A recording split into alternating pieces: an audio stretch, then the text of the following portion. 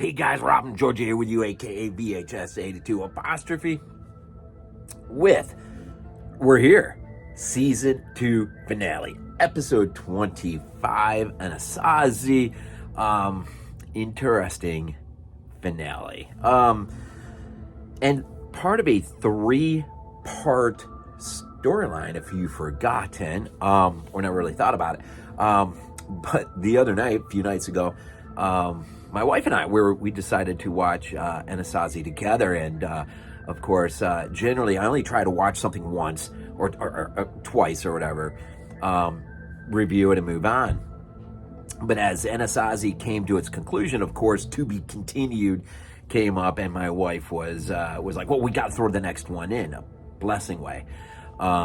Season 3, episode 1. And so we went ahead and put that one in, and it was getting late, work night. But we got through it, and I thought, okay, fine. But as it was heading towards its conclusion, no conclusion, to be continued. We're like, what? So a 3-part storyline that begins by cementing a conclusion to season 2, opening up the doorway to season 3. The stakes continue to grow much more real for our heroes, Mulder and Scully. Anasazi, man. May 19th, 1995, it drops for the first time. R.W. Goodwin is our director. Interestingly, the teleplay is written by Chris Carter, but the story is David Coveney. And so they work really close with one another over these this 3-part story arc. And this one is loaded, man. This one really has sort of with each episode, it sort of has its beginning, opening, and then we launch into the story. This has like sort of a twofold opening, beginning, which launches us into the episode and carries over, of course. It begins in the New Mexico desert as we're introduced to Holstein, played by Floyd Red Crow Westerman. And he will be our Navajo interpreter. He is sort of like the father figure over this family, in which we'll get to know. But he is like a main character, but I believe it would be his grandson.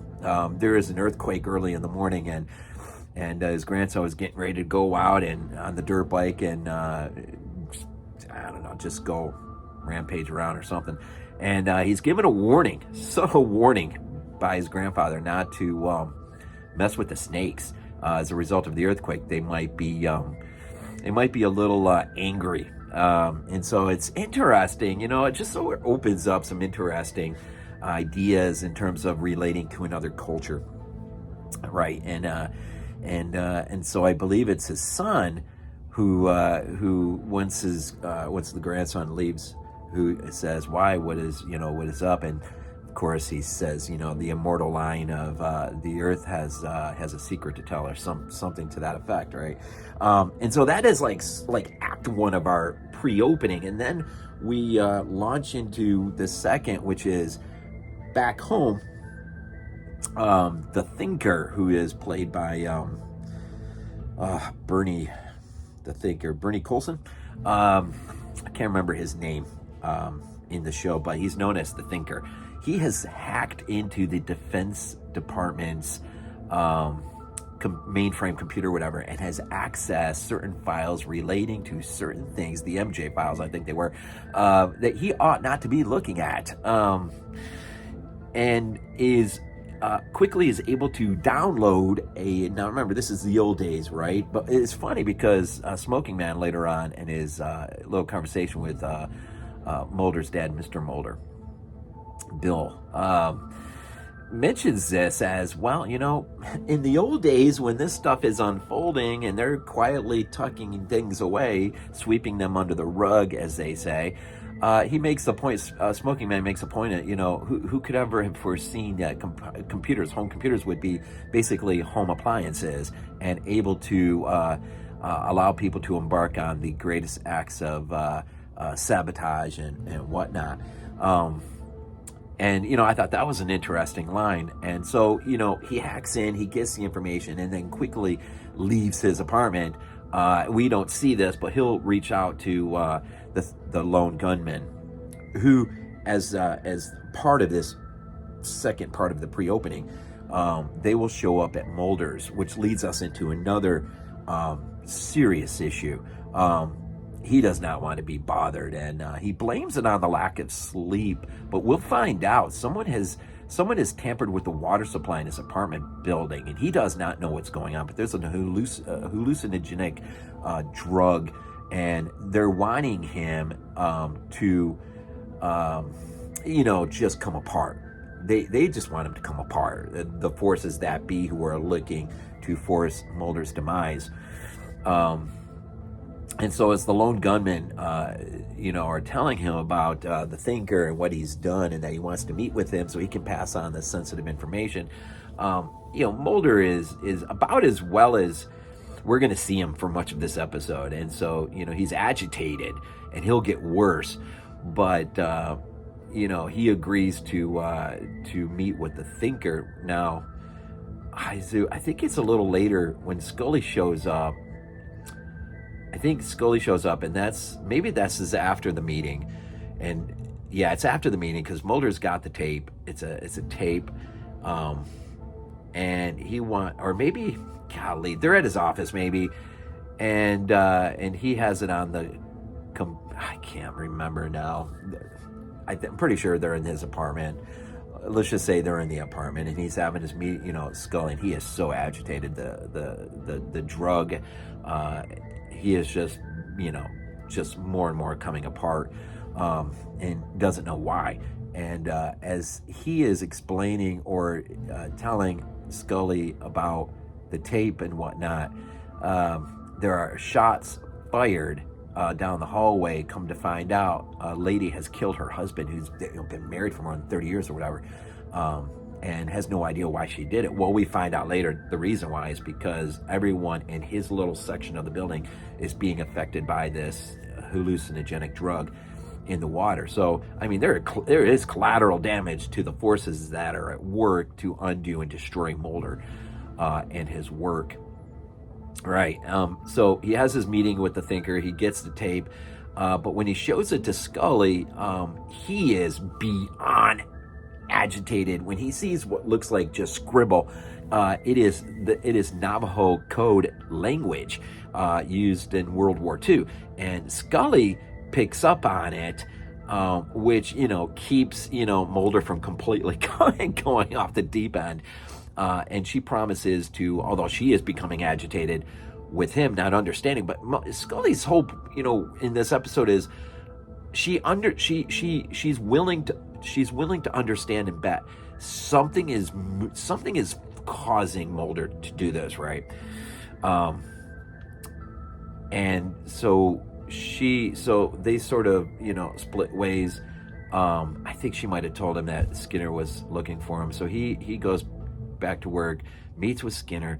Skinner, though, he just right off starts getting into it with Skinner, and then Skinner, he starts to walk away. Skinner grabs him or something, and it's like, "Don't turn around on me." And Mulder hauls off and punches him. Now, I mean, this is a fireable offense, and so as a result, there's a query, whatever. There's a meeting. Skinner puts Scully to in front of the panel as far as explaining what is happening with Mulder. She has to create some sort of defense, but she really doesn't know what's going on with him. And all she can do is say, he blames it on a lack of sleep. He hasn't been sleeping.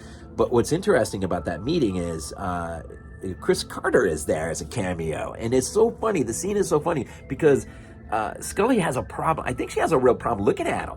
She kind of looks and she can't hold her gaze at him, and I'm just wondering if it was just like really weird to have that scene play out, because it almost seems like if Scully holds her gaze long enough, she's just going to burst out laughing or something, because she's just not used to dealing with Chris like that, right, as a character here. And so that's interesting. We get to, and so, eventually, the drug the fact that the tape has been, this stuff has been accessed, puts the syndicate, we start to really get to learn about the syndicate a little bit. A couple of these main characters of the syndicate we'll see again throughout the episodes, even in the X-Files Fight the Future movie, one in particular who I was in meeting with. I got to be careful because I did watch The Blessing Way, and I don't want to bleed over into that. In this particular episode, we're really dealing with the tape, the information, the code talk that needs to be deciphered, which will eventually be deciphered.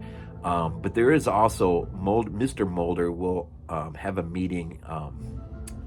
Cigarette smoking man will barge in, well, not barge, but he'll show up at his door on the vineyard and basically tells him, because apparently Mulder's name is in the file, which Cigarette Man assumes Mulder has. And so a lot of things are going to come to light, and basically tells Mr. Mulder to just deny everything, right? Deny everything. At this point, Mulder is called. Now, he has reached out to X. I mean, there's a lot of packed stuff in this episode, so if I miss something, I apologize. But he is waiting on word from X, and he gets a call from his dad that he needs to come out to the vineyard ASAP. It's like middle of the night. He's got to come out to the vineyard and have a chat with his dad. And so, unfortunately, he leaves. Now, unfortunately, Scully shows up, and when he's gone, someone's been watching the apartment, ends up taking a shot at Scully, just grazing her head, but not really injuring her. While that's going on, Mulder's with his dad. His dad's about to spill the beans, I think. Pauses, goes into the bathroom, says he'll be right back. Krychek is waiting in the bathroom and ends up killing him. This puts Mulder in the most awkward of awkward spots, the death of his father. And of course, he's already got an early track record of just not acting his normal self. And, in which case Scully is like, you got to get out of there. Come to my place. I'm pretty sure that's where she has him come. As a result of the shooter shooting into his window. And she, I think he comes over to her place. He ends up crashing. And while he's asleep, she takes his gun, to try to get ballistics done so she can figure out and prove and create a defense for him that he wasn't the shooter of his dad. It may have happened before this. As he's come into her house, I think, he bumps into Krychek, who's snooping around. He ends up nearly killing Krychek. Scully ends up having to shoot him to keep him from killing Krychek, so as not to bury himself even that much more trouble. Krychek is able to scamper away, and at that point, Scully takes Mulder to New Mexico, to Holstein, with hopes of transcribing the information from the tape. And of course, there is this, I don't know if I really touched on it, but in the pre-opening, the grand boy goes, when he's out on his bike, he sees this, and maybe it's best I leave it to now. He has found this like large canister type object that has been the dirt has been slowly kind of moved away. And he goes to investigate. Ultimately, he brings back to the house what looks like an alien corpse, in which the grandfather says that crap needs to go back, because people are going to be coming, and this is not going to end well for anyone. And so ultimately, you have Mulder there now. Things are getting transcribed. They're looking after him. The hallucinogenic drugs are wearing off. Ultimately, towards the end of the show, you get the grand boy takes Mulder down to the site, and Mulder ends up going in and finds what looks like a holocaust of sorts, of just a pile of dead, what looks to be alien corpses with smallpox mark on it. It looks like a mass execution, just a mass death. Not really knowing exactly what happened. Mulder is there. He's trying to reach Scully from inside. That's, of course, when the cigarette smoking man shows up. with, I think, 8 commandos or so. And when he can't find Mulder, he goes ahead and they abduct the grand boy and they set fire. And this rushes us to the final end, in which case, you are led to presume that Mulder is in extreme peril when the show ends. And of course, this is a season, right? So this is May 19th. So we got all summer long to wait. You remember the old days of, having to go through this like this.